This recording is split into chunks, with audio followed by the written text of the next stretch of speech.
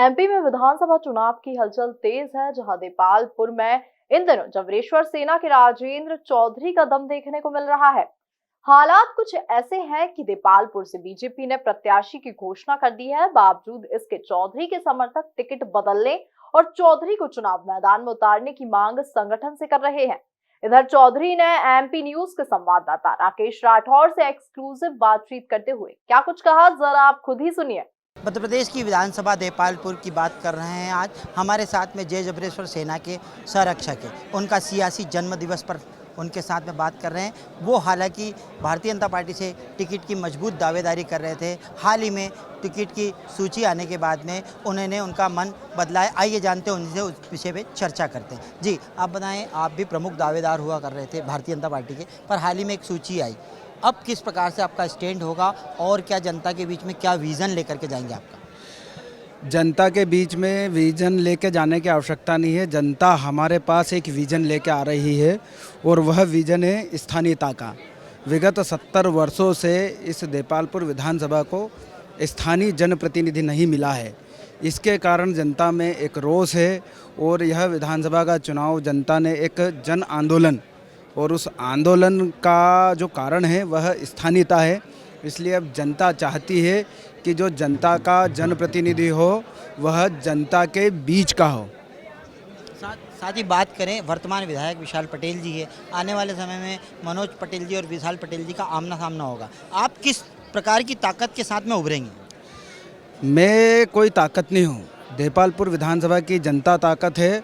और जो देपालपुर विधानसभा की जनता में जो 70 सालों से स्थानीयता का एक मुद्दा चला आ रहा है वह एक ताकत है, और वह इतनी बड़ी ताकत है कि वह सभी बाहरी ताकतों के ऊपर भारी रहेगी। निर्दलीय की बात करें तो निर्दलीय आप चुनाव उम्मीदवारी कर रहे हैं, जीतने के बाद में किस तरह का स्टैंड होगा आपका? निर्दलीय अभी हमारा मंथन चल रहा है। सब आज भी प्रत्येक गांव से जो भी लोग आए हैं उनका एक ही मुद्दा है कि आप देपालपुर की जनता की उम्मीदों के अनुसार आप इसके सामने चुनाव लड़ो। देपालपुर विधानसभा में 193 गांव है, 4 नगर परिषद है और 3 नगर निगम के वार्ड है। जब हमारा मंथन पूरा हो जाएगा तो हम आपके माध्यम से सार्वजनिक घोषणा करेंगे और जन भावनाओं का सम्मान करेंगे। अभी तक की जो जन भावनाएँ आई है वह इसी पक्ष में है कि देपालपुर की जनता को एक स्थानीय जनप्रतिनिधि मिलना चाहिए। मैं एक बार पुनः भारतीय जनता पार्टी से आग्रह करता हूं, राष्ट्रवादी सोच रखता हूं, इसलिए भारतीय जनता पार्टी से पुनः आग्रह है कि वह अपना निर्णय पर एक बार पुनः विचार करे, जन भावनाओं का ख्याल करे और हमको एक स्थानीय प्रत्याशी दे।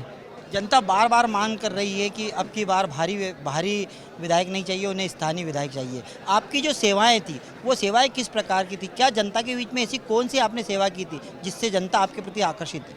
हमने देपालपुर की जनता में से भेदभाव समाप्त करने की कोशिश की है। जैसा कि हमने जबरेश्वर सेना के माध्यम से 55 गाँवों में एक संगत और एक पंगत भोज का आयोजन किया है। यह भोज इस प्रकार का होता था कि किसी भी हम गांव में जाते थे, वहां 8 दिन पहले जाके तो गांव के प्रत्येक, वो ब्राह्मण हो, ठाकुर हो, राजपूत हो, जाट हो, वाल्मीकि हो, रविदास हो, सब लोगों को बुला के उनसे आग्रह करते थे कि जो ये जातिगत भेदभाव हिंदुओं के अंदर है, यह अंग्रेज़ों और मुसलमानों का भ्रम है। आज इस भ्रम से ऊपर उठिए। फिर किसी भी मंदिर में जाके, किसी धर्मशाला में जाके हम सामूहिक हनुमान चालीसा का पाठ करते थे। एक संकल्प लेते थे कि आज के बाद हम किसी भी हिंदू को ऊंचा नहीं मानेंगे, किसी भी हिंदू को नीचा नहीं मानेंगे और सभी हिंदू सहोदर अर्थात एक ही माँ की संतान के समान मानेंगे। और उसके बाद सभी जातियों के बंधु एक साथ बैठकर भोजन ग्रहण करते थे। अगर किसी गाँव में मंदिरों में प्रवेश नहीं दिया जाता था तो हम मंदिर के पुजारी और गांव के दूसरों वर्गों से संपर्क करके उनको समझा बुझा के मंदिर और धर्मशाला में प्रवेश चालू करवाने का काम हम करते हैं। यह समरसता का कार्य कहलाता है। दूसरा भी, हमारे क्षेत्र में एक भीषण बाढ़ आई थी जिसमें 50 गांव को तबाह और नष्ट कर दिया गया। उस समय हमारे जो जबरेश्वर सैनिक थे, 50 गाँवों में आप जाइए, गाँव के लोगों से पूछिए कि उनकी जान और माल के ऊपर जब बन आई थी तो उनके बीच कौन खड़ा था?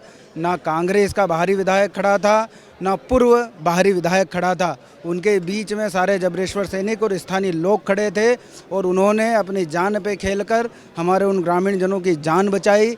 इसलिए यहाँ की जनता अब चाहती है, उसने स्थानीय व्यक्ति होने का लाभ उस बाढ़ के अंदर देखा है, इसलिए जनता चाहती है कि उसका जो जनप्रतिनिधि हो वह स्थानीय हो। तो ये थे समृद्ध भारत के झंडे को लेकर के निकले थे जबरेश्वर सेना के संरक्षक श्री राजेंद्र चौधरी जी। देखने वाली बात ये होगी कि देपालपुर की जनता किस प्रकार से किनको सहयोग करती है और किनको अपना वोट देकर के उम्मीदवार के साथ में विजयी बनाती है। कैमरा पर्सन अरुण यादव के साथ राकेश राठौर, MP न्यूज़, इंदौर।